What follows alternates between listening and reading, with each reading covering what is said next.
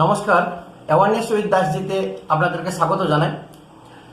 মমতা ব্যানার্জি যখনই বলে কোনো সভাতে বা মিটিংয়ে যে আমার কাছে খবর আছে সিবিআই রেড হবে, আমার কাছে খবর আছে ইডি রেড করবে, আমার কাছে খবর আছে আজকে মধ্যরাত্রে দেখবেন অপারেশন চালিয়ে কাউকে না কাউকে গ্রেপ্তার করবে আমার দলের লোকেদেরকে, একদম ডাহা সত্য কথা বলেন। ঠিক তেমনি আজকেও উনি একই কথা বলেছেন যে ইসিআই ফন্দি ফিকির করে বিজেপির কথা শুনে তৃণমূলের যত এমএলএ, প্রাক্তন এমএলএ, বর্তমান এমএলএ এবং নেতা আছে বা কর্মী সমর্থকরা আছে, যারা ভোট মেশিনারিজ বা ভোট মেশিনকে সামলায়, সেই সমস্ত মানুষদেরকে গ্রেপ্তার করবে অথবা তাদেরকে গৃহবন্দী করবে। কথাটা কিন্তু একদম সত্য কথা। ইসিআই এর কাছে প্রায় 800 জন তৃণমূল প্রার্থী বা তৃণমূল কর্মী সমর্থকদের নাম আছে, যারা 2021 সালে প্রত্যক্ষ এবং পরোক্ষভাবে অশান্তি করেছিল, মারদাঙ্গা করেছিল, তাদের বিরুদ্ধে অনেক কেস কাছারি আছে এবং প্রচুর বিজেপি কর্মীদেরকে সমর্থকদেরকে যে বাড়ি ছাড়া করেছিল, পশ্চিমবঙ্গ থেকে বিতাড়িত করেছিল, তার রেকর্ড কিন্তু এখনো বর্তমান।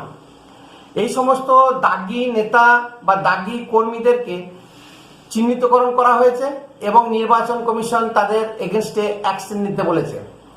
অলরেডি 4টে জেলা থেকে 135 জন যত দুষ্কৃতী আছে, সে যে দলেরই হোক, তাদেরকে কিন্তু অ্যারেস্ট করেছে এবং থানার লকআপে ভরা আছে। এরপরেও 800 জনের আরো নাম শুনলে অবাক হয়ে যাবেন আপনারা। যেটা সব থেকে উত্তরবঙ্গের ডন বলুন, উত্তরবঙ্গের ডাপুটে নেতা বলুন বা গুন্ডা বলুন, যাই বলুন, সেই উদয়ন গুহ, তার নাম আছে। উদয়ন গুহ যে কিভাবে ওখানে রাজ করছে, কমল গুহের নাম ধূলিসাৎ করে দিয়ে এবং উত্তরবঙ্গের মানুষকে যে তটস্থ করে রেখেছে, সেটা আমরা এত দূর থেকেও বুঝতে পারি বা দেখতে পাই। উদয়ন গুহ যে কিভাবে ধমকি দেয় আমরা 2021 সালে দেখেছি, এসপিকে ধমক দিতে, কিভাবে ভোট করায়। এই উদয়ন গুহ, গৌতম পাল, পরেশ অধিকারী, উত্তরবঙ্গের যে সমস্ত টিএমসির নেতা আছে, প্রত্যেকেরই নাম কিন্তু আছে। ফারাক্কার যে সব থেকে ভাইরাল এমএলএ, বিদায়ী এমএলএ, যে এবছর আর টিকিট পায়নি, মনিরুল ইসলাম, তারও নাম কিন্তু আছে। সবাইকে যে অ্যারেস্ট করবে তা নয়, বেশিরভাগ গৃহবন্দী হবে। যারা প্রার্থী হয়ে গেছে হয়তো তাদেরকে অ্যারেস্ট নাও হতে পারে, কিন্তু গৃহবন্দী হয়ে যেতে পারে। বা মনিরুল ইসলাম যে এখন টিকিট পায়নি, লাফাচ্ছে, নির্দল হয়ে দাঁড়াবে বলছিল এবং টিএমসি কে সবক শেখাবে বলছিল, যে মুসলমানের বাচ্চা, এই যে মুসলমানদেরকে দিয়ে ব্যবহার করা, এতদিন সে বুঝতে পেরেছে মুসলমানকে ব্যবহার করছিল টিএমসি, মমতা ব্যানার্জি। এর আগে কিন্তু বুঝতে পারেনি। টিকিট যখনই দিল না, তখনই সে বুঝে গেল যে মুসলমানদেরকে মমতা ব্যানার্জি ব্যবহার করছে। সেই মনিরুল ইসলাম, বীরভূমের যেটা কাজল শেখ এবং অনুব্রতর মধ্যে দ্বন্দ্ব চলছে, সেই কাজল শেখের নাম আছে। আপনারা জানেন 2021-এ অনুব্রত মণ্ডলকে নজরবন্দি করে কিভাবে রাখা হয়েছিল এবং তাকে ঘুরতে পর্যন্ত দেওয়া হয়নি। ঠিক সেইভাবে উদয়ন গুহ, কাজল শেখ, মনিরুল ইসলাম, হামিদুল, যে বিধায়ক আছে, বিদায়ী বিধায়ক, এই যে প্রত্যেকেরই নাম কিন্তু আরো অনেকের নাম আছে। বেহালা পশ্চিম বিধানসভার যিনি প্রার্থী রত্না চট্টোপাধ্যায়, ওনারও নাম আছে। সোনা পাপ্পু, যে একটা অ্যাকচুয়ালি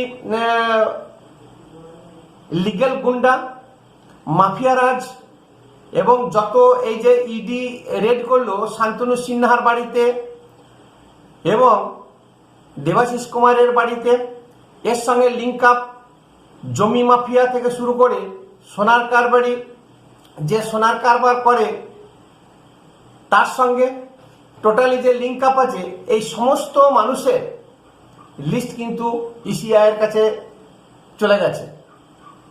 শুধু লিস্ট পৌঁছায়নি, আজকে মনোজ আগরওয়াল, আমাদের পশ্চিমবঙ্গের চিফ ইলেকট্রাল অফিসার, পরিষ্কার ভাষায় বলে দিয়েছে যত এসডিও, বিডিও, এসপি, ওসি প্রত্যেককে আইনের ঊর্ধ্বে কিন্তু কেউ নয়। এবং বেশ কিছু ওসিকে সাসপেন্ডও করেছে বললেন, কিছু ট্রান্সফার করেছেন। ইসিআই পরিষ্কার বলে দিয়েছে কোনো ওসি যদি অপারগ হন ধরতে বা অ্যারেস্ট করতে বা কোনো রকম অবহেলা দেখা গেছে তাকে কিন্তু চাকরি থেকেই বরখাস্ত করা হবে। এবং যে বিএলও, ডিইও যত কর্মী আছে তাদেরকে জন্য যে 14 দফা এর আগে নির্দেশিকা জারি করেছিল, পরিষ্কার ভাষায় বলে দিলেন যে 100 মিটারের মধ্যে শুধুমাত্র সিআরপিএফ এবং ভোটাররা থাকবে, বাকি আর কেউ থাকতে পারবে না। চুন দিয়ে মার্কিং করা হয়ে গেছে অনেক জায়গাতে। 23 তারিখে যে ভোট হবে,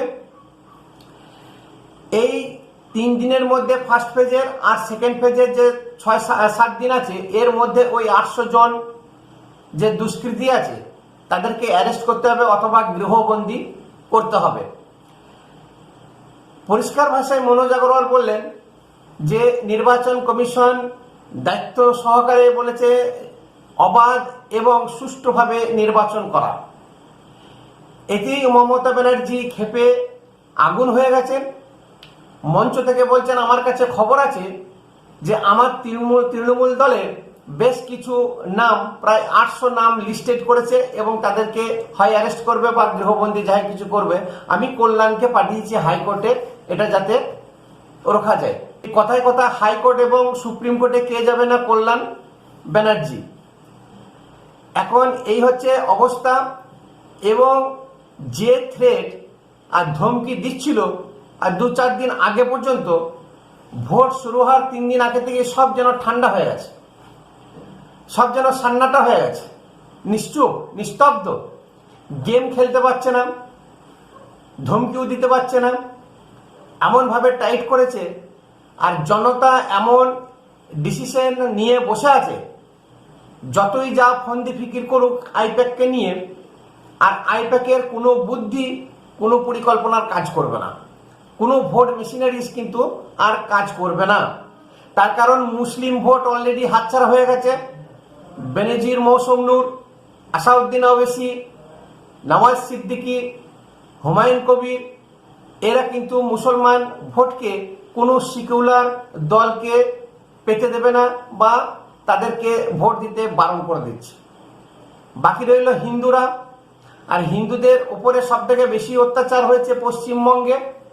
আর হিন্দুরা এক কাট্টা হয়ে গেছে, যেটা জনসভা প্রত্যেকেরই মোদি, অমিত শাহ, যোগী আদিত্যনাথ যেই আসছে, ছোট বড় সমস্ত নেতা উপচে পড়া ভিড়। তাহলে এই যে মানুষ একটা ডিসিশন নিয়েই ফেলেছে, যেটা 2011 সালে সিপিএমকে হাঁটাবার জন্য মানুষ যে উচ্ছ্বাস বা ডিসিশন নিয়েছিল, ঠিক একই উচ্ছ্বাস এবং একই তারা বিশ্বাসের সঙ্গে প্রতিজ্ঞাবদ্ধ যে এই সরকারকে উৎখাত করতে হবে। তাই Mamata Banerjee supreme court, high court, lower court যেখানেই যাক আর কিছু করে উঠতে পারবে না। বিশেষ করে যে টিএমসি গুন্ডা বাহিনী বা টিএমসির যত মেশিনারিজ আছে তাদেরকে ব্যবহার করে যে ভোট করাতো, সেই দিন কিন্তু শেষ হতে চলেছে। আর কাউকে দেখা যাবে না।